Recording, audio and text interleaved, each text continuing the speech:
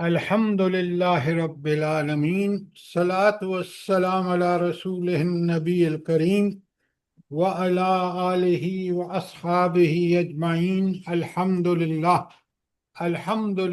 الذی ہدانا لہذا وما كنا لنہتدی لولا ان ہدانا اللہ۔ رب اشرح لی صدری ویسر لی امری واحلل عقدۃ من لسانی یفقہوا قولی، آمین یا رب العالمین۔ کوئی سوال آپ کا کل کے لیکچر کے بارے میں؟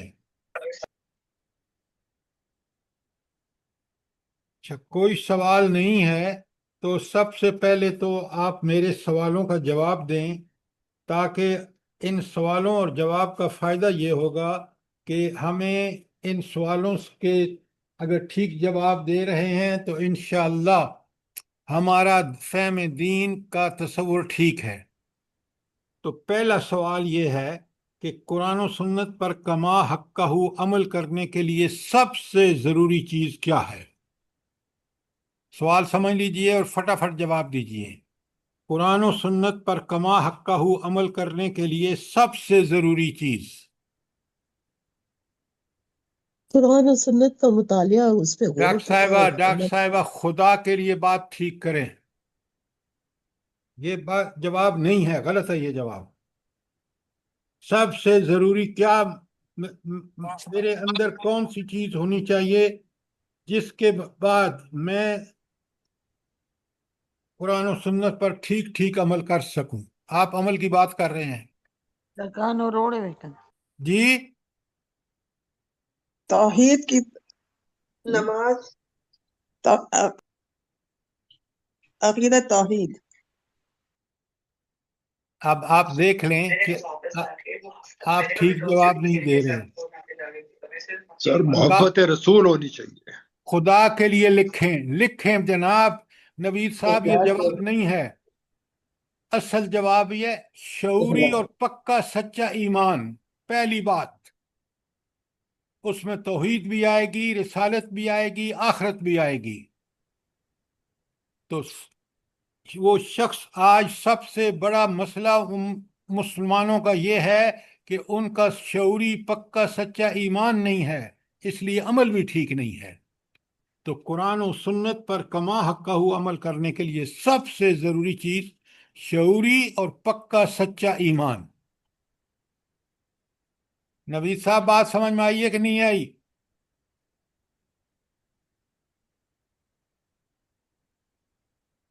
یہ انسان کا فکری تزکیہ ہے کہ فکر بالکل پکی سچی ہو گئی کہ میرا ایمان اللہ پر ہے، توحید، اور وہ میرے آقا مالک خالق رازق ہیں، میں نے ان کا حکم ماننا ہے۔ میرے رسول صلی اللہ علیہ وآلہ وسلم کو اللہ نے لَقَدْ كَانَ لَكُمْ فِي رَسُولِ اللَّهِ أُسْوَةٌ حَسَنَةٌ، بہترین نمونہ ہے، مجھے ان کو فالو کرنا ہے۔ آخرت کا ایمان یقینی ہونا چاہیے تاکہ میں دنیا میں کوئی چیز مجھے ڈیریل نہ کر سکے، کوئی گمراہ نہ کر سکے، مال و دولت حرام کی چیزیں بالکل، کس لیے کہ آخرت میں مجھے کامیابی چاہیے، اور وہ رزق حلال کے بعد اعمال نیک کروں گا۔ تو پہلی چیز جو انسان کو قرآن و سنت پر عمل کرنے کے لیے ضروری ہے وہ پکا سچا اور شعوری ایمان۔ جلدی سے بتائیے کوئی سوال ہو۔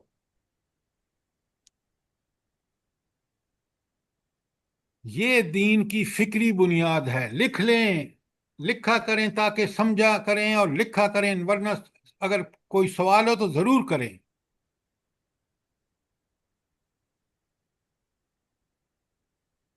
اچھا، حصول جنت کے لیے جو ایک مومن کا اصلی مقصد ہے کہ دنیا میں اس نے ایسے اعمال کرنے ہیں کہ وہ جنت حاصل کر سکے، تو حصول جنت کے لیے سب سے ضروری عمل کون سا ہے؟ جو عمل ہم کریں گے تو پھر باقی اعمال کرنے میں بھی آسانی ہوگی۔ اقامت صلاۃ سر۔ اقامت صلاۃ، بالکل ڈاکٹر صاحب آپ نے ٹھیک کہا۔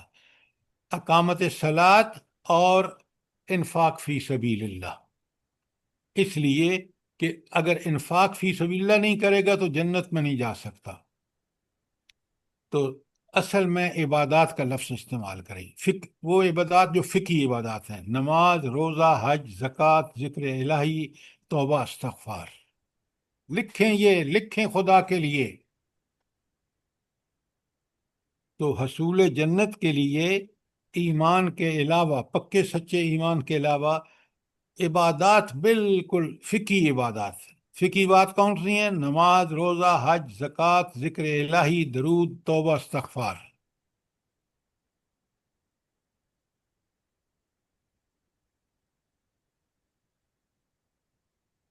کوئی سوال یہاں پر؟ شاباش، جلدی کریں تاکہ ہم ٹاپک کی طرف جائیں آج کے.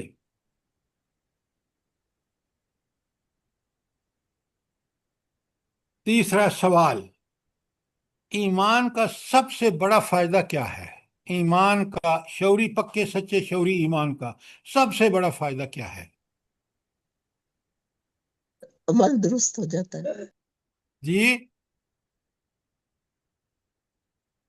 عمل درست ہو جاتا ہے سر. آپ کو سمجھ آتی ہے. آخرت میں کامیابی ملتی ہے سر. اب لکھیں آپ، دنیاوی زندگی کے بارے میں ٹھیک ٹھیک آپ کا نظریہ بن جاتا ہے کہ دنیاوی زندگی کی حقیقت کیا ہے. یہ اگر پکا سچا ایمان ہو تو، ورنہ آج دیکھ لیں دنیاوی زندگی نے کس قدر ہمیں دھوکے میں ڈال رکھا ہے. تو پکا سچا ایمان جو ہے وہ ہمیں صحیح نظریہ دیتا ہے دنیاوی زندگی کے بارے میں، آخرت کے بارے میں. یہ سب سے بڑا ایمان کا فائدہ ہے.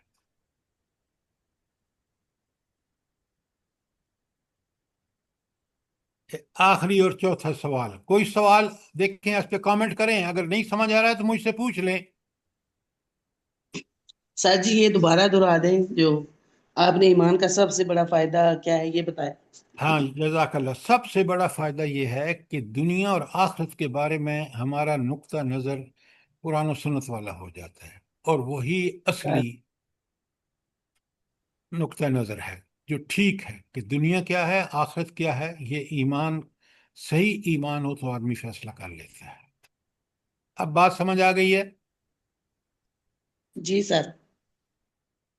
اچھا، آخری سوال، اور کیونکہ آج کے ٹاپک سے متعلق ہے، جہاد و قتال فی سبیل اللہ کون کرے گا؟ کون سا مسلمان کرے گا؟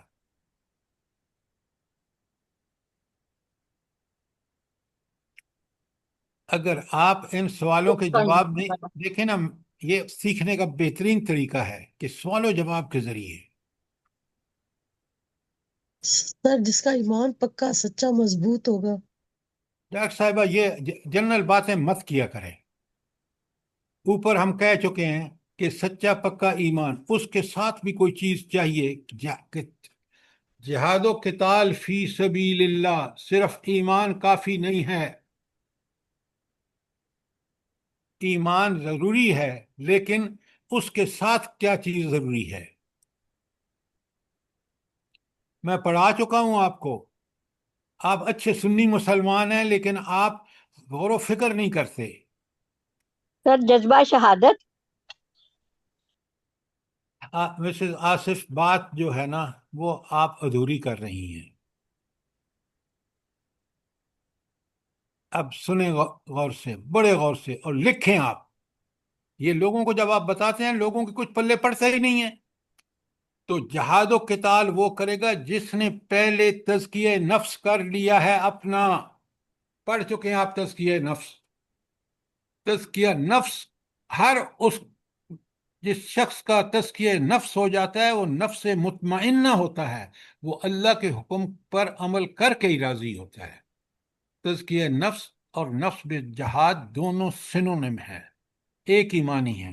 جس شخص نے نفس کے خلاف جہاد نہیں کیا، اپنا تزکیہ نفس نہیں کیا، وہ کبھی بھی جہاد قتال فی سبیل اللہ نہیں کر سکتا. اب بات سمجھ آئیے کہ نہیں مسز آصف؟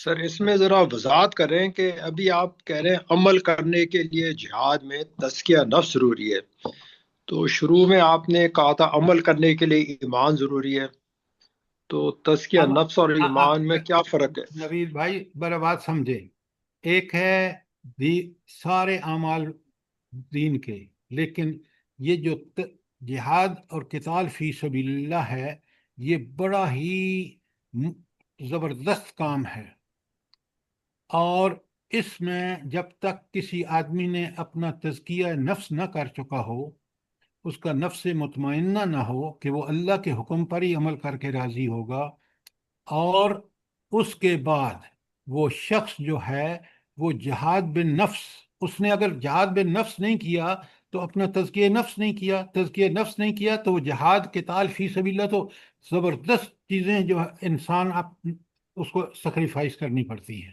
جان اور مال دونوں۔ تو میں نے جو پہلے کہا وہ ہے دین کے باقی سارے پر عمل کرنے کے لیے سچا پکا ایمان، لیکن جہاد و قتال کے لیے انسان کا پہلے اپنے نفس کے خلاف کامیاب جہاد، اور وہ ہے تزکیہ نفس۔ اگر تزکیہ نفس کر کے پہلے جہاد بن نفس کر کے اس نے تزکیہ نفس کر لیے، اس کے لیے بڑا آسان ہوگا قتال فی سبیل اللہ، کیوں کہ جان دے کے وہ ہمیشہ کے لیے زندہ ہو جائے گا۔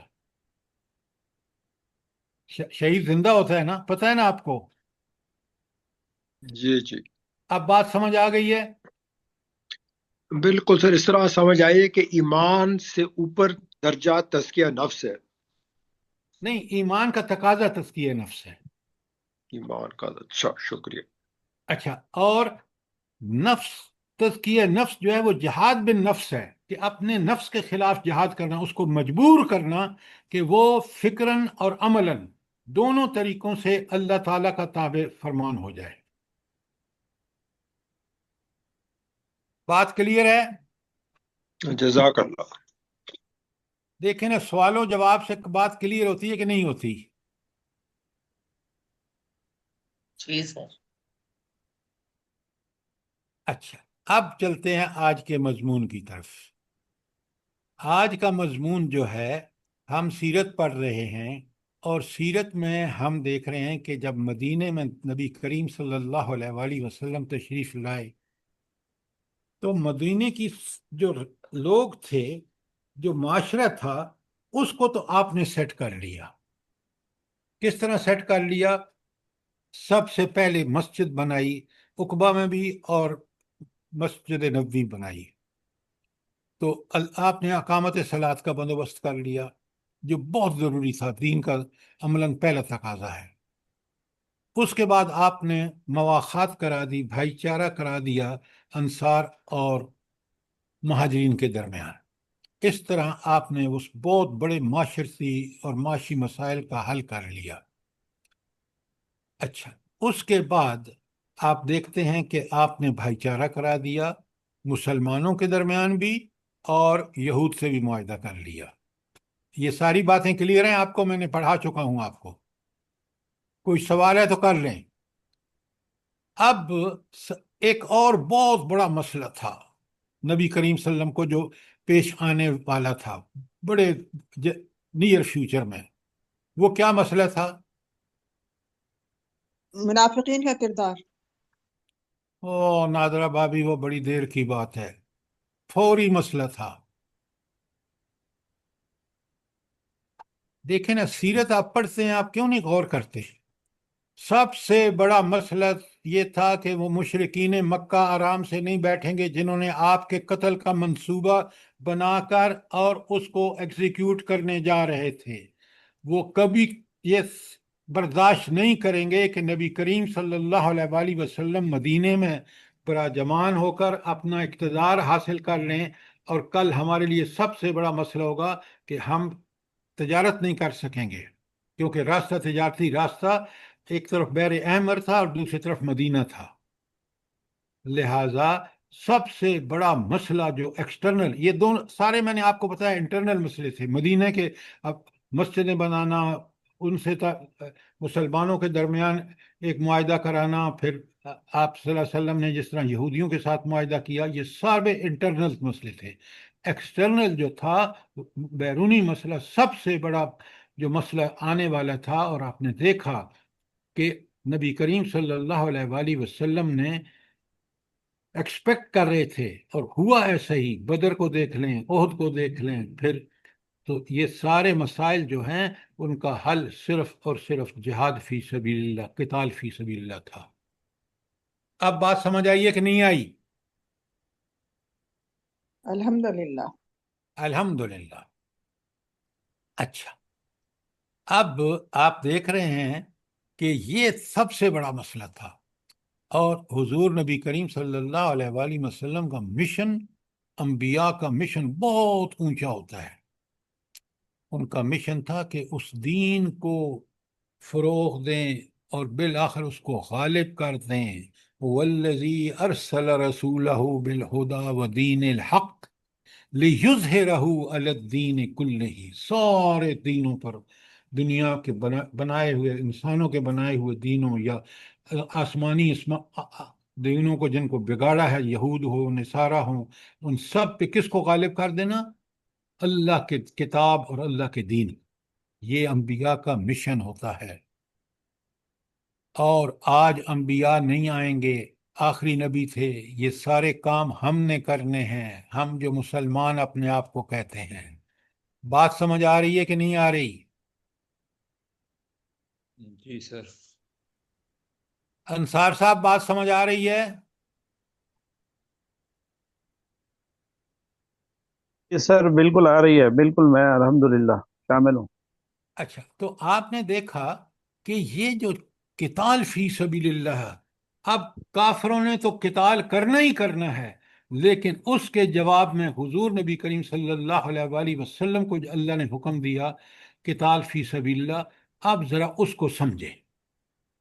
اب سب سے پہلے سمجھنے کے لیے آپ کو ایک بات سمجھنی پڑے گی کہ اللہ تعالیٰ نے جو کمال کی بات ارشاد فرمائی ہے نا حضور نبی کریم صلی اللہ علیہ وسلم کو، وہ ہے موت اور زندگی کا تصور۔ ذرا نوٹ فرمائیں، میں جو بات کہہ رہا ہوں بڑے نوٹ سے سمجھیں، اور نہیں تو سوال کریں۔ زندگی کیا ہے بتائیں؟ یہ اصل زندگی آخرت کی زندگی ہے، یاد رکھیں۔ دنیاوی زندگی بالکل محدود ہے، ہم میں سے ہر شخص کی اللہ تعالیٰ نے اپنے حکمت اور علم کی بنیاد پر لکھ دیا اس آدمی نے اتنے عرصے زندہ رہنا ہے، اور اگر ہم نیک ہوں گے تو اللہ تعالیٰ ہماری قسمت میں ہمارے جو تقدیر ہے اس کو نیک لکھے گا، نیک اعمال لکھے گا۔ کیوں کہ ہم کریں گے، وہ توفیق وہ دے گا، لیکن آزادی اس نے دے دی ہے کہ چاہے تو برا کرو، چاہے تو اچھا کرو۔ سمجھیں بات کو۔ یہ لوگ، ہم لوگ جو اللہ پہ بہتان باندھتے ہیں نا کہ وہ جی اللہ کا حکم ہی ایسا تھا کہ ہم یہ برائی ہو جاتی ہم سے، نعوذ باللہ۔ اللہ نے بالکل آزادی دی ہے، اور اس آزادی کے لیے آخرت قائم کی ہے۔ لہذا اب کافروں نے، آج بھی دیکھ لیں دنیا کے اندر مسلمان اپنا حق پورا ادا نہیں کر رہے جو قرآن و سنت نے ان کے اللہ کے دین کے غلبے کے لیے۔ نتیجہ یہ ہے کہ کفر غالب، اور مسلمان حکمران کس قدر خوش ہوتے ہیں ان ظالموں کی خاص کر تائید اور نصرت کر کے، ان کے آگے جوتے ان کے پالش کر کے، جو دنیا میں سب سے بڑے قاتل ہیں مسلمانوں کے۔ غلط تو نہیں کہہ رہا؟ بالکل صحیح کہہ رہے ہیں سر۔ 100% صحیح۔ اچھا، اب آپ سنیں، یہ جو میں نے آپ سے ابھی گزارش کی ہے نا، ذرا غور سے سنیں کہ قرآن کیا کہتا ہے۔ اس کے لیے لوگوں کو دلوں کے اندر وہ جذبہ اتارنے کے لیے اللہ تعالیٰ فرماتے ہیں، بڑے غور سے سنیں، لکھیں پہلے تاکہ آپ ان آیات کو قرآن میں دیکھ سکیں۔ بقرہ، سورہ بقرہ کی آیت 154، سنیں غور سے۔ آیتیں آپ نے پہلے پڑھی ہوں گی، لیکن آج ذرا اس جذبے سے پڑھیے۔ اللہ فرماتے ہیں وَلَا تَقُولُوا لِمَن يُقْتَلُ فِي سَبِيلِ اللَّهِ أَمْوَاتٌ، اور جو لوگ اللہ کی راہ میں مارے جائیں انہیں مردہ نہ کہو۔ اللہ اکبر، اللہ کی راہ میں موت زندگی ہے، ذرا غور کریں۔ بل احیاء، بلکہ وہ لوگ زندہ ہیں، ولیکن لا تشعرون، تمہیں اس کا شعور نہیں، تم اس شعور سے محروم ہو، وہ زندہ ہیں۔ کیسے زندہ ہیں؟ لکھیں سورہ آل عمران کی 169 اور 170، 169 اور 170 آل عمران کی۔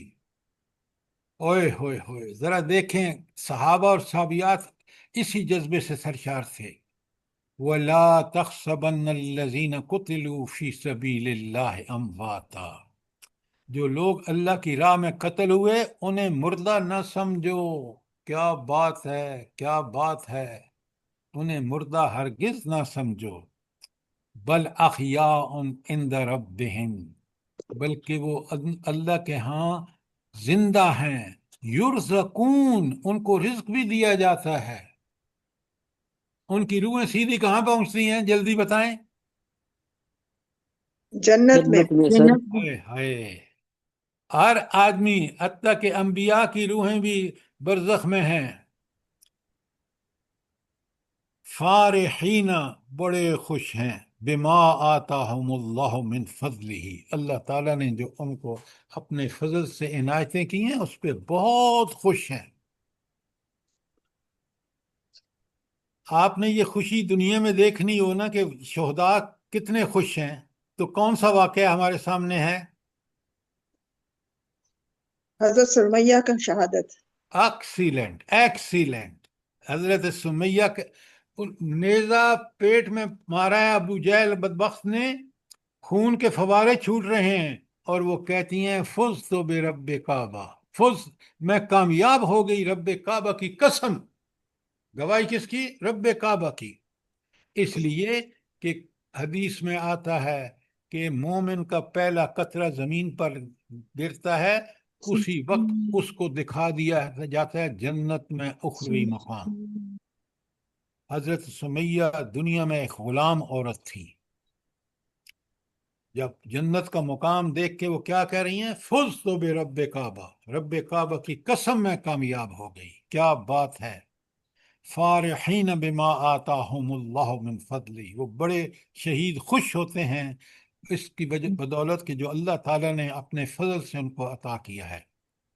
آگے سنیں، ذرا غور کریں، وَيَسْتَبْشِرُونَ بِالَّذِينَ لَمْ يَلْحَقُوا بِهِم مِّن خَلْفِهِم، اور مطمئن ہیں جو اہل ایمان ان کے پیچھے دنیا میں رہ گئے ہیں، ان کے بارے میں بھی ان کو خبریں ہوتی ہیں۔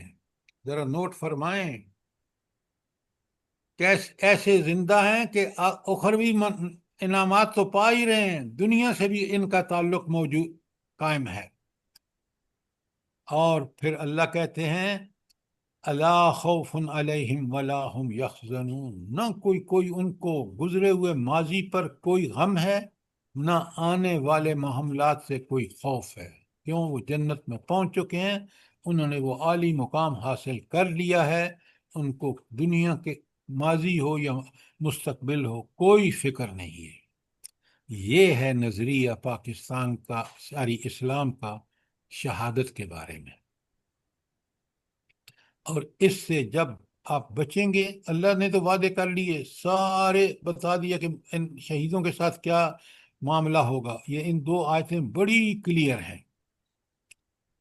لیکن جب ہمارا ایمان پختہ نہیں، ہمیں یقین نہیں کہ شہادت کی موت کتنی اعلیٰ موت ہے، انسان کو وہ کچھ مل جاتا ہے جس کا وہ تصور بھی نہیں کرتا۔ آج امت اس سے محروم ہے، اور آپ دیکھ رہے ہیں، ابھی میں آپ کے سامنے جب رکھوں گا نا کہ جہاد کے مقاصد کیا ہے، پھر آپ کو سمجھ آئے گی کہ آج دنیا میں ظلم و ستم، فتنہ و فساد کا جو دور ہے وہ صرف اس وجہ سے ہے کہ مسلمان نام و نہاد جو ہم مسلمان ہیں، ہم اپنا پورا دین کا حق ادا نہیں کر رہے۔ ہم سمجھ رہے ہیں کہ نمازیں بس کافی ہیں۔ سر مین وجہ یہی ہے۔ تو کوئی سوال، کوئی چیز کلیئر نہ ہوئی ہو؟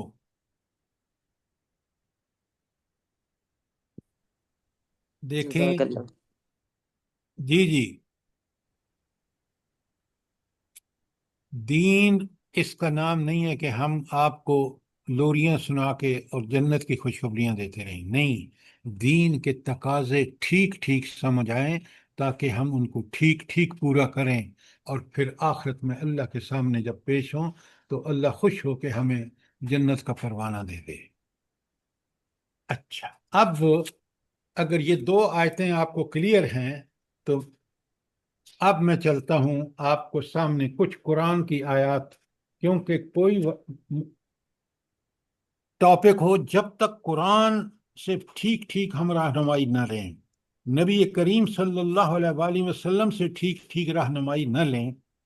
میں نے آپ سب کو بھیجا ہے اور مل چکا ہوگا آپ کو، کتاب کا نام ہے جہاد اسلامی، اور لکھی ہے خلیل احمد حامدی مرحوم نے، بڑی کمال کی کتاب ہے۔ انہوں نے تقریباً ساری احادیث اور آیات جمع کر دی ہیں اس کتاب میں، اس لیے یہ اس کتاب کو میں بہترین کہتا ہوں کہ یہ جہاد کے بارے میں ابھی آپ دیکھیں گے کہ قرآن اور سنت نے کس قدر کھول کے اس ٹاپک کو بیان کیا ہے۔ کوئی سوال یہاں تک؟ کتاب کا مل چکا ہے آپ کو ٹائٹل؟ جی سر۔ جی سر۔ اچھا، چھوٹی سی کتاب ہے، کوئی مہنگی نہیں ہوگی، بہت سستی ہوگی، آپ اس کو خرید لیں۔ اچھا، اب سنیں، جہاد کا پہلے ٹاپک ہے کہ آپ لکھ رہے ہیں تاکہ آپ کو سمجھ میں آئے، اور نوٹ میں مقاصد جہاد، جہاد کے مقصد کیا ہے۔ پہلی آیت ہے سورہ حج کی 39 اور 40۔ اب سورہ حج آپ نے بہت دفعہ پڑھی ہوگی، آج ہم اس کو بالکل ایک مختلف نقطہ نظر سے پڑھ رہے ہیں۔ اللہ تعالیٰ سب سے پہلے فرماتے ہیں اذن للذین یقاتلون بانہم ظلموا، اجازت دی گئی ان لوگوں کو جن کے خلاف جنگ جاری ہے، کیوں کہ وہ مظلوم ہیں۔ ان کو اجازت کس لیے دی گئی جنگ کی؟ کہ وہ مظلوم ہیں۔ تو یہاں آپ اس کا ٹاپک لکھ لیں، خدا پرستی کا فروغ۔ اچھا، یہ جو بات کہی گئی ہے، جو آج کا ٹکڑا میں نے ترجمہ کیا ہے کہ اجازت دے دی گئی ان لوگوں کو جن کے خلاف جنگ جاری ہے کیونکہ وہ مظلوم ہیں، یہ جہاد و قتال کے بارے میں پہلی آیت ہے قرآن میں جو مسلمانوں کو اجازت ملی ہے۔ تو اجازت دیتے وقت اجازت کیوں دی ہے بھلا؟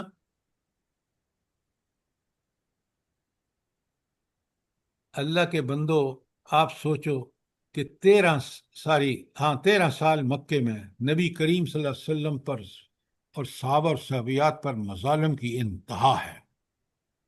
2 ہجرتیں حبشہ کو ہوئی ہیں، اور تیسری ہجرت آپ صلی اللہ علیہ وسلم نے بمائے تقریباً 100 صحابہ اور صحابیات کے مدینے میں کی ہے۔ اور اب آپ اس وقت بالکل اجازت نہیں تھی کہ جوابی کارروائی کرنے کی، اب اللہ نے اجازت دے دی۔ یہ پہلی اجازت ہے جو مدینے کی، یہ مکی، یہ سورت جو ہے نا الحج، اس کا کچھ حصہ مکی ہے اور کچھ مدنی ہے۔ یہ مدنی حصے کا جو ہے یہ اللہ تعالیٰ نے اجازت دے دی پہلی دفعہ، اور کیوں کہ ان پر ظلم ہوا، ان کو مجبور کیا گیا کہ وہ مکہ کو چھوڑیں۔ نبی کریم صلی اللہ علیہ وسلم کے قتل کا منصوبہ بنایا گیا، مسلمان 2 دفعہ حبشہ گئے، اور آپ دیکھ لیں ہجرت کے وقت جو واقعات ہیں وہ بھی پڑھیں تو آپ دنگ رہ جائیں گے کہ کیا ظالم تھے یہ لوگ۔ اچھا، اللہ تعالیٰ اذن للذین یقاتلون بانہم ظلموا، اجازت دی گئی ان لوگوں کو جن کے خلاف جنگ جاری ہے کیونکہ وہ مظلوم ہیں۔ آگے فرمایا وَإِنَّ اللَّهَ عَلَىٰ نَصْرِهِمْ لَقَدِيرٌ، اللہ تعالیٰ یقیناً ان کی مدد پر قادر ہے۔ آپ دیکھ رہے ہیں یہ رب جب کہہ رہا ہے نا، آپ سوچیں کہ شاہ حبشہ نجاشی نے کس طرح ان 2 لوگوں کو جنہوں نے مکے والوں کو بھیجا کہ ان کو واپس لے اور بڑے تحفے تحائف دے کے بھیجے، اللہ کی مدد تھی نجاشی نے کہا لے جاؤ یہ تحفے، جاؤ واپس، ان کو میں ہر طرح سے پروٹیکٹ کروں گا۔ یہ تھی اللہ کی مدد۔ مدینہ آئے حضور نبی کریم صلی اللہ علیہ وآلہ وسلم، لٹے پٹے مہاجر، اور مدینہ میں آپ صلی اللہ علیہ وسلم کو انہوں نے، انصار نے اپنا مان لیا حکمران۔ یہ کس کی مدد ہے؟ جلدی بتائیں۔ اللہ کی۔ میرے رب کی، جو ساری قدرتوں کا مالک ہے، اللہ کل شین قدیر ہے۔ کیا بات ہے! قرآن پڑھیں نا اس طرح سمجھ کے پڑھیں تو پھر مزہ آتا ہے۔ یہ کون، کن کی مدد پر اللہ قادر ہے؟ الذین اخرجوا من دیارہم، وہ لوگ جو اپنے شہروں سے نکالے گئے، مکے سے نکالے گئے، بغیر حق، نا حق نکالا گیا ان کو، اور ان کا جرم کیا تھا؟ الا ان تقولوا ربنا اللہ، انہوں نے صرف یہ کہا کہ ہمارا پروردگار، اللہ ہمارا رب ہے، یعنی اللہ ہی ہمارا پالنے والا، پیدا کرنے والا، پالنے والا، رازق، خالق، مالک، حاکم ہے۔ یہ ان کا گناہ تھا۔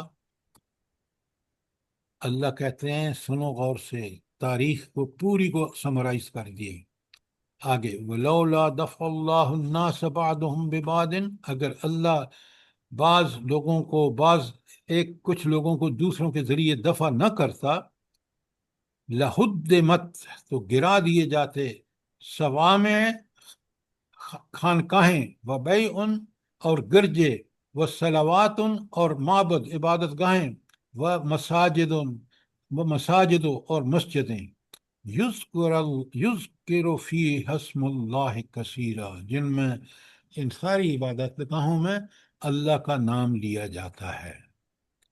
اب ذرا دیکھیں، یہ ہے جہاد و قتال کا مقصد، کتنا عظیم مقصد ہے کہ اگر آپ اس کے لیے جہاد و قتال نہیں کریں گے، دنیا ظلم و فساد سے بھر جائے گی۔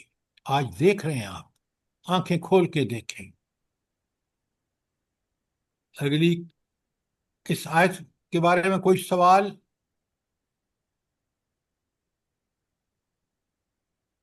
یہ نقصان ہے کہ جہاد و قتال فی سبیل اللہ نہ کرنے کا، کہ دنیا فساد سے بھر جائے گی۔ اچھا، اب اگلی آیت ہے سورہ نساء کی 75، لکھیں تاکہ قرآن میں آپ جا کے دیکھ سکیں۔ اللہ تعالیٰ فرما رہے تھے سورہ نساء کی آیت 75 میں، ما لکم، ہوئے ہوئے ہوئے، ابتدا دیکھیں، تمہیں کیا ہو گیا ہے، تم کہاں مر گئے ہو، لا تقاتلون فی سبیل اللہ، تم اللہ کے راستے میں جہاد نہیں کرتے، لڑتے نہیں ہو، والمستضعفین من الرجال والنساء والولدان، اور وہ بے بس مرد، عورتیں اور بچے جو ہیں، وہ کیا کہتے ہیں؟ الذین یقولون، وہ کہتے ہیں ربنا اخرجنا من هذه القریۃ الظالم اہلھا، اور ہمیں، اے اللہ، ہمیں اس بستی سے نکال لے جس کے رہنے والے ظالم ہیں، جس کا آج نیتن ہاؤ کا وہ بالکل اس کی ایک ایک لفظ صحیح فٹ بیٹھ رہا ہے کہ مرد، عورتیں، بچے، اور جو کہہ رہے ہیں کہ اللہ ہمیں نکال اس بستی سے، اور اس کے کیونکہ اس کے رہنے والے ظالم ہیں، اور دعائیں کر رہے ہیں وَاجْعَلْ لَنَا مِن لَّدُنْكَ وَلِيًّا، اور اے اللہ ہمارا کوئی حامی اور مددگار بھیج۔ یہ دنیا میں عرب سارے پیسوں سے عیاشی اور فحاشی میں ملوث، یہ مسلمان پاکستان، جکارٹا، انڈونیشیا، ملائیشیا، اور ہر جگہ افریقہ میں، یہ بالکل ان کو کوئی پرواہ نہیں ہے۔ پھر دعا مانگتے ہیں وَاجْعَلْ لَنَا مِن لَّدُنْكَ نَصِيرًا، اور اے اللہ ہماری طرف کوئی ہمارا مددگار اور ولی بھیج۔ میں پھر ترجمہ کرتا ہوں تاکہ آپ اس کو پوری طرح سمجھ لیں۔ اللہ تعالیٰ فرماتے ہیں وَمَا لَكُمْ لَا تُقَاتِلُونَ فِي سَبِيلِ اللَّهِ، تمہیں کیا ہو گیا ہے، تم کہاں مر گئے ہو کہ تم لڑتے نہیں ہو اللہ کے راستے میں، جہاں کن لوگوں کے لیے؟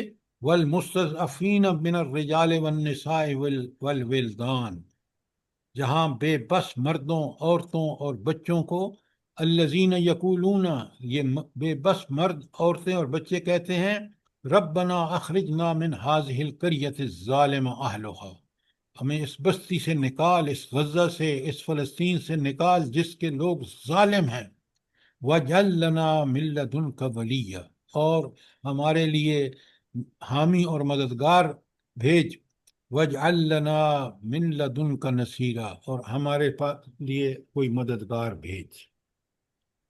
یہ آوازیں ہمیں آ رہی ہیں نہیں آ رہی؟ دیکھیں کتنا اس وقت جب نبی کریم صلی اللہ علیہ وسلم کو سامنا ہونا تھا کس سے؟ مشرکوں کو، مکے کے اور یہودیوں کے 3 قبیلوں سے، تو اللہ تعالیٰ نے کس طرح اس احکامات دیے۔ کوئی سوال یہاں تک؟ شاباش۔ اب اس آیت 2 میں اگر ہم نے ان مظلوم مردوں، عورتوں اور بچوں کی آوازوں پر کان نہیں دھرا، یقین مانیں تو اللہ تعالیٰ کے اگر ہم اٹھ کھڑے نہ ہوئے، اٹھ نہیں کھڑے ہو رہے، تو اللہ تعالیٰ کے ہاں قیامت کے دن ہم جواب دہ ہوں گے۔ نوٹ کر لیں ذرا۔ سر یہ سورہ نساء کی 75 آیت پڑھی ہے آپ 75، نے؟ جی بالکل بالکل، سورہ نساء کی 75۔ دیکھ رہے ہیں قرآن کس طرح ذہن سازی کرتا ہے اور ہمارے ذہن کس قدر پولوٹڈ ہیں۔ نوٹ فرمائیں۔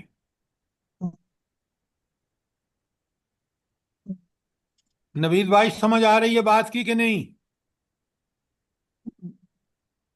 السلام علیکم، سمجھ آ رہی، لیکن آج کے دور میں ہم کیسے کریں؟ اللہ کے راستے میں کیسے لڑیں؟ ان بے بس دیکھیں، عورتوں بچوں تک کیسے؟ آپ خواتین ہیں، آپ نے بالکل اسی طرح اپنے بچوں کی تربیت کرنی ہے انہی قرآن کی آیات کی روشنی میں، تاکہ وہ کل مجاہد بنے۔ یہ ماؤں نے اپنا کام نہیں کیا، ماؤں نے اپنے بچوں کو سب سے ٹاپ پہ تھی کہ کسی انگلش میڈیم سکول میں مل جائے، اور وہ بچے آپ دیکھ لیں آج کس قدر قرآن و سنت سے دور ہیں۔ وہ جرنیل بنتے ہیں تو کیا کرتے ہیں، وہ جج بنتے ہیں تو کیا کرتے ہیں، وہ اگر بیوروکریٹ بنتے ہیں تو کیا کرتے ہیں۔ تو آپ کا کام یہ ہے کہ آپ اپنے بچوں کی ٹھیک ٹھیک تربیت کریں۔ جی سر بالکل ٹھیک ہے، لیکن یہ موبائل کا مسئلہ کیسے حل ہو؟ ہر بچے کو موبائل نے پکڑ لیا ہے۔ کیا والدین اتنا کنٹرول نہیں ہے کہ اپنے بچوں کو وہ موبائل اس وقت دیکھیں؟ اگر اسکول والے کہتے ہیں تو آپ اس کو اپنے کہیں کہ بیٹھو یہاں، اس کو استعمال کر لو، لیکن بچوں کے ہاتھ میں وہ موبائل نہ دیں جس میں فحاشی اور عریانی کی انتہائیں ہیں۔ ڈاکٹر صاحب اگر یہ نہیں کر سکتے تو پھر اللہ نے آپ کو دنیا میں ساری طاقتوں، ذرائع، وسائل کے ساتھ بھیجا ہے، تو آپ اتنے بے بس ہیں؟ بتائیں نا مجھے۔ جی سر ایسے ہی لگتا ہے کہ ماں باپ بے بس ہو چکے ہیں۔ پھر بے جی بس آج کی مائیں باپ کوئی بھی محنت مشقت نہیں کرتے، بس وہ ان کو ان کے حالات کے حوالے کر دیتے ہیں بچوں کو، پھر وہ پھر ایک بات بربادی۔ یاد رکھیں، اللہ تعالیٰ نے بھی ان کو حالات کے حوالے کر دیا ہے، وہ بے پرواہ ہے، غنی عن العالمین ہے، وہ ان کی پرواہ کرتا ہے، ان کی تائید نصرت کرتا ہے جو اس کے لیے دنیا میں جد و جہد کرتے ہیں۔ رب کا سمجھے نا، رب کو اپنے اس جس کو رب مانا ہے اس کو سمجھیں کہ اس کا دنیا میں اور آخرت میں میرے ساتھ کیا معاملہ ہونا ہے۔ اس کی کوئی بات، اس کا علم کامل، اس کی حکمت کامل، اس کی دوراندیشی، ہر چیز کامل، اقتدار کامل، اختیار کامل، وہ فیصلے اس طرح کرے گا جو عدل اور علم کے صحیح تقاضے ہیں۔ بات سمجھ آئی ہے کہ نہیں آئی؟ جی سر، آئے اللہ جی سر پاک ہم سب بالکل۔ کو اگر توفیق آپ دے۔ سیرت کو سمجھیں نا، اگلی آیت سنیں، یہ میں آپ کے سامنے توبہ کی 15 پڑھ رہا ہوں، سورہ توبہ آیت 15۔ اللہ تعالیٰ کہتے ہیں قاتلوہم، ان ظالموں کو، ان قریش مکہ کو جنہوں نے نبی کریم صلی اللہ علیہ وسلم اور صحابہ اور صحابیات کو نکالا ہے مکے سے، قاتل، ان سے لڑو، یعذبہم اللہ بایدیکم، اللہ تعالیٰ تمہارے ہاتھوں سے ان کو سزا دلوائے گا۔ یہ کون وعدہ کر رہا ہے؟ میرا رب کر رہا ہے، میرا اللہ کر رہا ہے۔ وہ کہہ رہا ہے تمہارے ہاتھوں سے، آپ دیکھ لیں فتح مکہ ہوا اور وہ سارے مشرکین کس طرح ہاتھ باندھے کھڑے ہیں نبی کریم صلی اللہ علیہ وسلم کے سامنے، اور کس طرح یہ وہ غلام حضرت بلال جو ہے، اور وہ کتنے بڑے لوگ ہیں جو غلامی کے حال میں انہوں نے مصیبتیں سہی۔ اللہ کہتے ہیں پہلی بات کہ ہاں سر جی یہ آیت 14 ہے، 15 نہیں ہے۔ اچھا 14 ہے، میرے پاس اس میں 15 لکھی ہے، جزاک اللہ۔ قاتلوہم یعذبہم اللہ بایدیکم، ان سے لڑو، اللہ تعالیٰ تمہارے ذریعے ان کو سزا دلوائے گا، وَيُخْزِهِمْ، ان کو ذلیل اور رسوا کرے گا، وَيَنْصُرُكُمْ، اور تمہاری مدد کرے گا، علیہم، ان کے خلاف، وَيَشْفِ صُدُورَ قَوْمٍ مُؤْمِنِينَ، اور مومنوں کا دل ٹھنڈے ہوں گے۔ آپ سوچیں کہ خباب بن ارت ہوں، حضرت بلال ہوں، جن کو انہوں نے بڑا ذلیل کر کے نکالا تھا، ان کے سینے کتنے ٹھنڈے ہوئے ہوں گے جس وقت فتح مکہ میں وہ سامنے مجرم معافیا مانگ رہے تھے، اور یہ وہ لوگ تھے جنہوں نے مکہ کو فتح کیا تھا۔ سبحان اللہ و بحمدہ، سبحان اللہ، قرآن کتنا برحق ہے۔ وَيَذْهَبُ غَيْظَ قُلُوبِهِمْ، اور ان کے دلوں کی جلن مٹا دے گی۔ جب فتح ہوئی نا تو آپ دیکھیں کہ ان کے دل جو جل رہے تھے غصے سے، وہ ٹھنڈے ہو گئے کہ انہوں نے آج اپنے سامنے اللہ کے فضل و کرم سے کافروں کو معافیا مانگتے دیکھا۔ وَيَتُوبُ اللَّهُ عَلَىٰ مَن يَشَاءُ، اللہ توبہ قبول کرے جس کی چاہے۔ واللہ علیم حکیم، اس لیے کہ اللہ علیم بھی ہے، وہ دلوں کے رازوں تک کو جانتا ہے، وہ حکیم ہے، اس کا ہر کام حکمت پر مبنی ہے۔ کوئی سوال؟ شاباش۔ اب آپ نے دیکھا کہ یہ 3 آیتیں میں نے آپ کے سامنے پڑھی ہیں، اور تینوں جو ہے، پہلی آیت سورہ حج کی 39 اور 40، جو پہلا اجازت ملی ہے مسلمانوں کو، اور اس کا مقصد ہے اللہ کی خدا پرستی کا فروغ۔ دوسری کتاب آیت جو میں نے آپ کے سامنے آیت 75 پڑھی ہے نساء کی، وہ ہے مظلوم اور مقہوروں کی دستگیری۔ وہ اسی وقت ہو سکتی ہے جب آپ قتال فی سبیل اللہ کریں، ورنہ بالکل غزہ اور فلسطین والی صورتحال ہوگی۔ اور تیسری آیت جو میں نے آپ کے سامنے پڑھی ہے، ہاں، بقرہ کی 190 اور 191۔ اب سنیں آپ،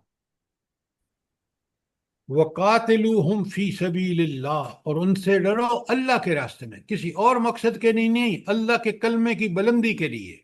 کوئی اور مقصد مومنوں کا نہیں ہو سکتا کہ ملک پہ قبضہ کر لیں، ان کو اپنا غلام بنا لیں، ہرگز نہیں۔ فی سبیل اللہ الذین یقاتلونکم، ان لوگوں کو جو تم سے لڑتے ہیں، ولا تعتدوا، اور زیادتی ہرگز نہ کرنا۔ اچھا، یہ اللہ تعالیٰ کیوں فرما رہے ہیں کہ تم ان سے لڑو، اور خاص کر ان لوگوں سے جو تم سے لڑتے ہیں، اور ان پر زیادتی نہ کرو؟ یہ زیادتی نہ کرو کا مطلب کیا ہے؟ سر جی ایک تو سر یہ کہ بوڑھے بچے اور عورتیں ان پر ظلم جاتی نہ ہو، اور ہاں، دوسرا ان کو کوئی نقصان نہ پہنچے۔ کیا بات ہے اسلام کی! دیکھیں اس انتہائی لڑائی میں بھی اللہ تعالیٰ کس طرح زیادتی نہ کرنے کا حکم دے رہے ہیں۔ یہ رب کے احکام دیکھیں۔ اللہ اکبر۔ اللہ فرماتے ہیں ان اللہ لا يحب المعتدین، یاد رکھو اللہ تعالیٰ حد سے گزرنے والوں کو کبھی پسند نہیں کرتا۔ وقتلوہم، ان کو قتل کرو، ان سے لڑو، حیث ثقفتموہم، جہاں کہیں ان کو پاؤ، واخرجوہم، ان کو نکالو وہاں سے، من حیث اخرجوکم، جیسے انہوں نے تمہیں مکے سے نکالا، والفتنۃ اشد من القتل، اور فتنہ جو ہے وہ قتل سے بھی بڑھ کر ہے۔ قتل کتنا بڑا جرم ہے، اس سے بڑا جرم کیا ہے؟ فتنہ۔ یہ فتنہ کا کیا مطلب ہے؟ جلدی بتائیں۔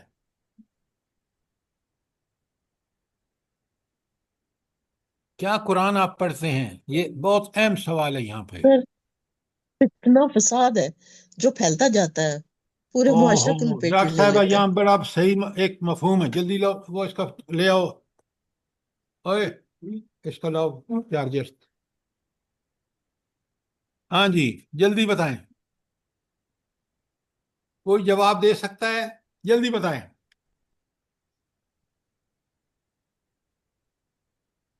सर जी फितना ही आजमाइश है इंसान के तो लिए। छोड़ें, अब आयत के अंदर मैंने पढ़ा है और आप यहाँ फितना का एक खास मफहूम।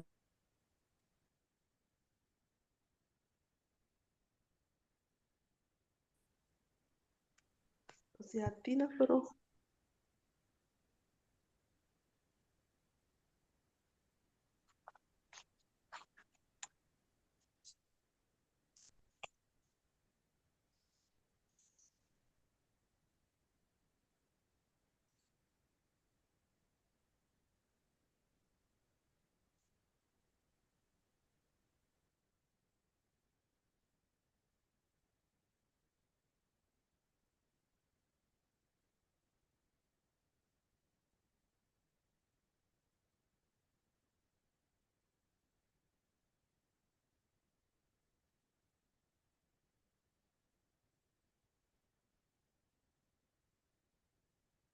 आवाज आ रही है किसी को? नहीं नहीं लेकिन अभी सर का मेरे ख्याल में वो माइक नहीं आ रही। म्यूट हो तो गया है। चार्जर का मसला हो गया, पता नहीं। हाँ।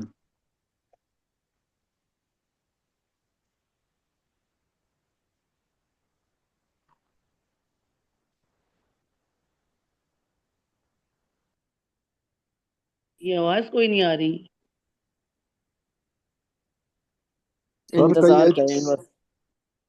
कई दफा ऐसे जवाब देते हैं, उससे इतनी उलझन पैदा हो जाती है, चलें फिर भी चुप हो जाते हैं।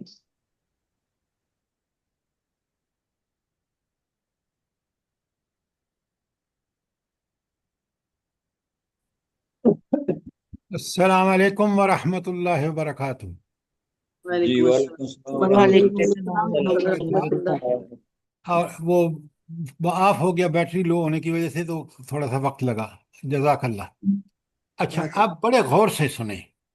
फितना आप जो माने कर रहे हैं, वो फितने का मतलब यहाँ ये है, हर उस चीज को फितना कहेंगे जो दावत दीन के रास्ते में रुकावटें खड़ी की जाएंगी, वो फितना है। यहाँ फितने का मकसद सिर्फ ये है कि अल्लाह के दीन की दावत देते हुए जितनी भी कोई रुकावटें खड़ी करेगा, वो फितने का मुर्तकिब होगा। अब समझ आइए बात। इसलिए कहा कि फितना कत्ल से भी बढ़कर है। सारी कत्ल फितने से भी, नहीं नहीं, फितना कत्ल से भी बढ़कर है। कत्ल कम जुर्म है, इसलिए कि जब आप अल्लाह के दीन के रास्ते में रुकावटें डालेंगे, लोगों तक दीन पहुंचेगा नहीं, तो अमल नहीं करेंगे, तो कत्ल व गारत तो फिसाद तो होगा जैसे आज हो रहा है।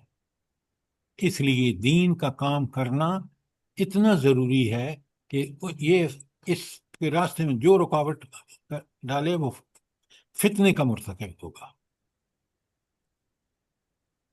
अब बात समझ आई है कि नहीं उम्मे अब्दुल्ला?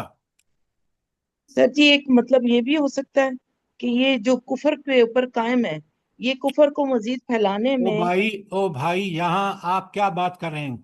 जब मैं आपसे कह रहा हूं कि इसका मफहूम ये है कि अल्लाह के दीन के रास्ते में रुकावट पैदा करना, तो कुफर को कौन मिटाएगा? अल्लाह का दीन मिटाएगा।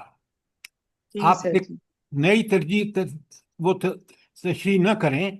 आप समझें कि फितना ये है कि जो शख्स अल्लाह के दीन के गलबे के लिए काम करेगा, वो कुफर को भी मिटाएगा, फसाद को भी मिटाएगा, बुराइयों को भी मिटाएगा। अब समझ आई बात कि नहीं आई?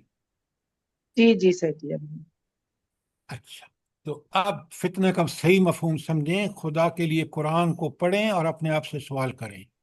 नहीं समझ आए तो मैं हाजिर हूं, मुझसे आप वेब उस पे बात कर सकते हैं, मोबाइल पर भी, और व्हाट्सएप नंबर आपके पास है।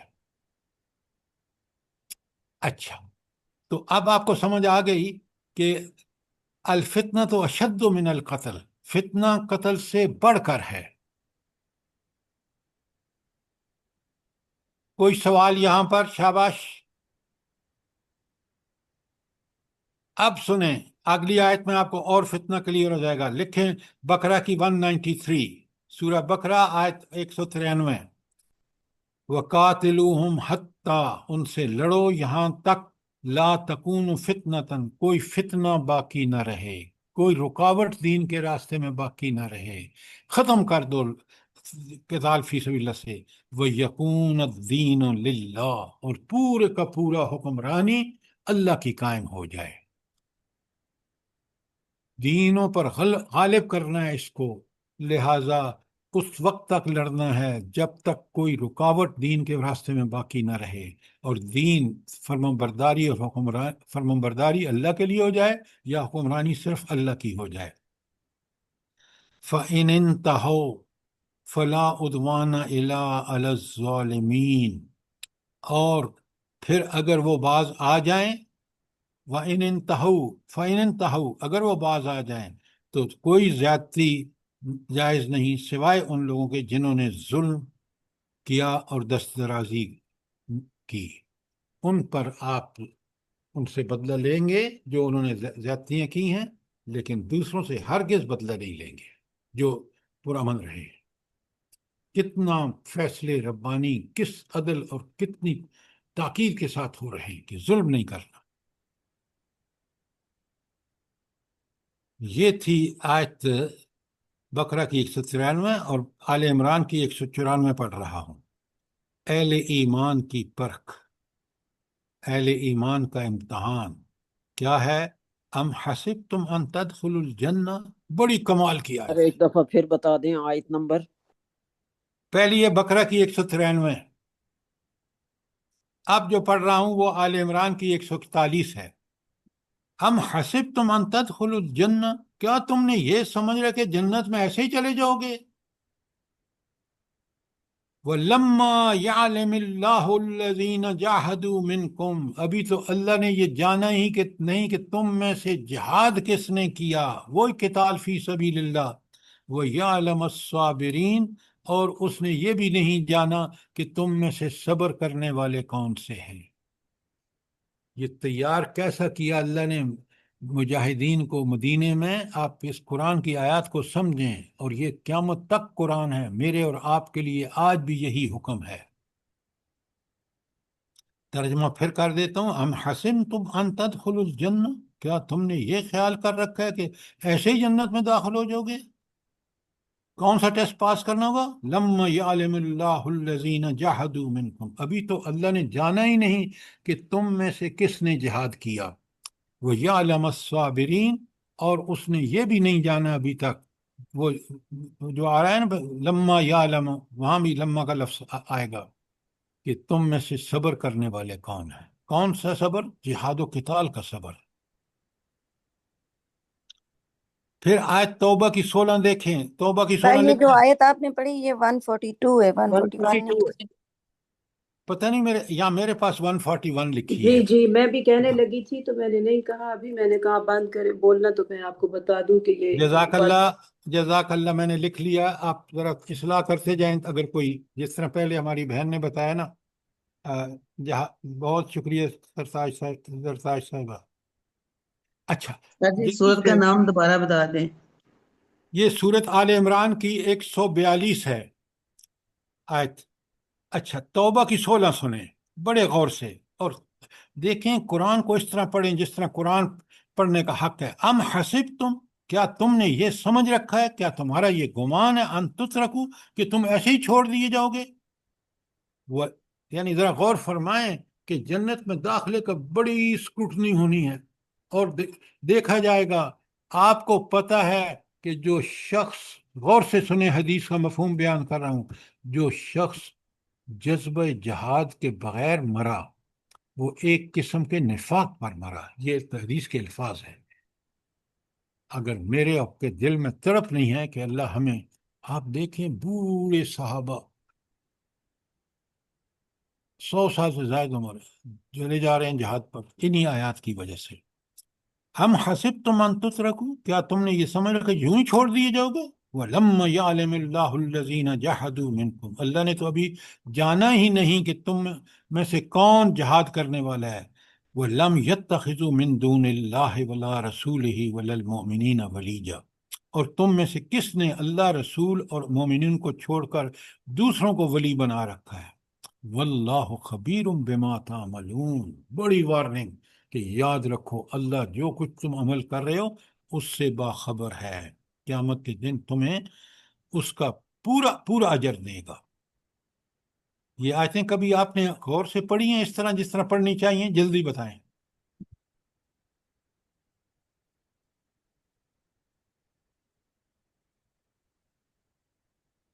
अच्छा, सर जी उसके असल में ये आप जो सीरत पढ़ रहे हैं तो इसमें ज्यादा खुलकर मफहूम इन आयात का जो इससे ताल्लुक रखती हैं तो फिर और ज्यादा अच्छे तरीके से समझ आ जाती हैं। अल्हम्दुलिल्लाह, जज़ाकल्लाहु खैरन कसीरा।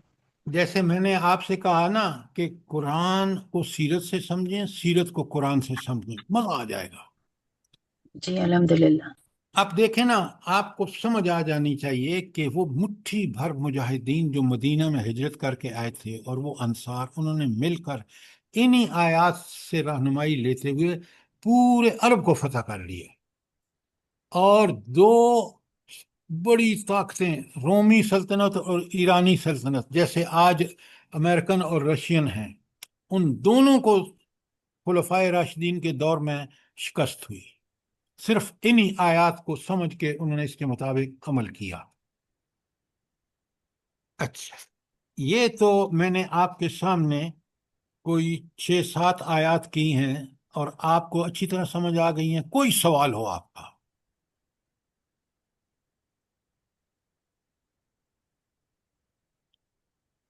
इसलिए कि 5 मिनट रहते हैं, मैंने अभी आपको करानी है जहाद के फजाइल।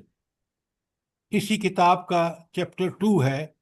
ये 2 ही कराऊंगा चैप्टर, क्योंकि सारी किताब कराने में बड़ा वक्त लगेगा। लेकिन आज जो मैंने आपको जहाद के मकासद पे 6 आयतें बताई हैं, कोई सवाल हो और जहाद का मकसद क्लियर है आपको?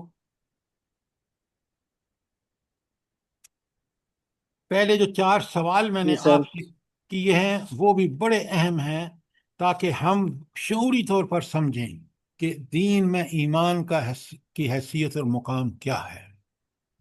दीन में तज़किए नफ्स या जहाद बिन नफ्स क्यों ज़रूरी है, ताकि हम इस जहाद फी सबीलिल्लाह वो शख्स करेगा जो जिसका नफ्स पाक होगा, तज़किया नफ्स कर लिया होगा, नफ्स से मुतमइन्ना उसका होगा, फिर वो डट के जम के अल्लाह के लिए जहाद और किताल फी सबीलिल्लाह करेगा।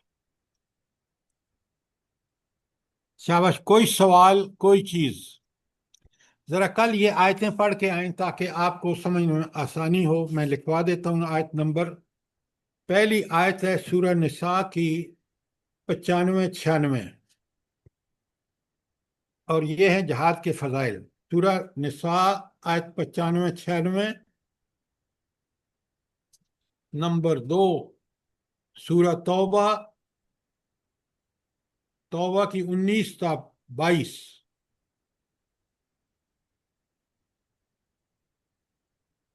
फिर सूरह तौबा की आयत 120।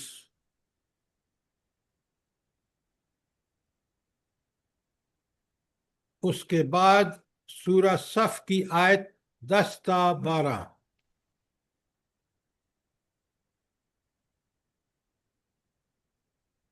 और आखिरी आयत इस टॉपिक पे आले इमरान की 195।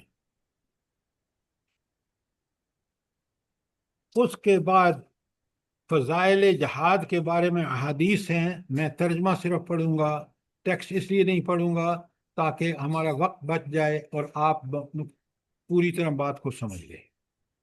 तो ये कल का टॉपिक है, कल की आयत हैं। अगर मौका मिले तो आप ज़रूर देख लें ताकि कल आप इस जहाद की जो वो हैं फ़ज़ाइल वो पूरी तरह समझ लें। आज हमने जहाद के मकासद पे बात की है। कोई सवाल, कोई चीज़ क्लियर ना हुई हो? अभी 1-2 मिनट बाकी है। नवीद सर भाई, जी। बात समझ आई कि नहीं आई? जी सर।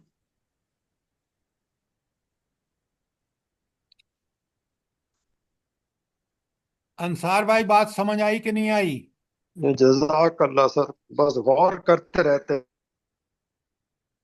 गौर न सिर्फ किया करें, समझ कर हम अमल करें, ताकि क़यामत के दिन अल्लाह ने देखा ना किस तरह अल्लाह ने धमकी लगाई है कि ऐसे जन्नत में नहीं जाओगे जब तक तुमने जहाद किताल फी सबिल्लाह नहीं किया होगा। और आज ना करने का नतीजा आप देख रहे हैं कि दुनिया में फसाद से भर पिट चुकी है। इंशाअल्लाह। ये भैया आज आपने वो नई बात बताई ना सर, ईमान और तज़किया नफ्स का, तो उसका दरमियान में आपस में ताल्लुक, उस पर जरा गौर कर रहा हूँ कि कहाँ पे जज़ाकल्लाह, ताल्लुक बिल्कुल जुड़ता गौर है। करना चाहिए। कुरान खुद कहता है कि अफला यतदब्बरून अल कुरान अम अला कुलूबिन अक़फ़ालुहा। जज़ाकल्लाह सर, जज़ाकल्लाह, मजा आया। रब्बना तकब्बल मिन्ना इन्नका अंतस समीउल अलीम व तुब अलैना इन्नका अंत तव्वाबुर रहीम। जज़ाकल्लाह। आमीन सुम्मा आमीन। अल्लाह पाक आपको जज़ाए खैर दे और हम लोग सबको हिम्मत तौफीक दे इसी तरह समझने की जैसे आप समझाते हैं, और अमल की तौफीक दे हम लोगों की औलादों को भी, तमाम दुनिया के मुसलमानों को। जज़ाकल्लाह, आमीन जज़ाकल्लाह। सुम्मा आमीन। अल्लाह ताला हम सबको दीन की समझ अता आमीन फरमाए। आमीन। आमीन सुम्मा आमीन। अल्लाह पाक हम लोगों को जो कोई भी गलती हो जाती है माफ फरमा दे, बस तौबा को आमीन कबूल कर ले हम लोगों की। आमीन आमीन जो सुम्मा बीमार हैं उनके लिए जरूर दुआ कर दिया करें कि अल्लाह पाक उनको सेहत वाली जिंदगी दे, बीमारियों को आमीन आसान करे,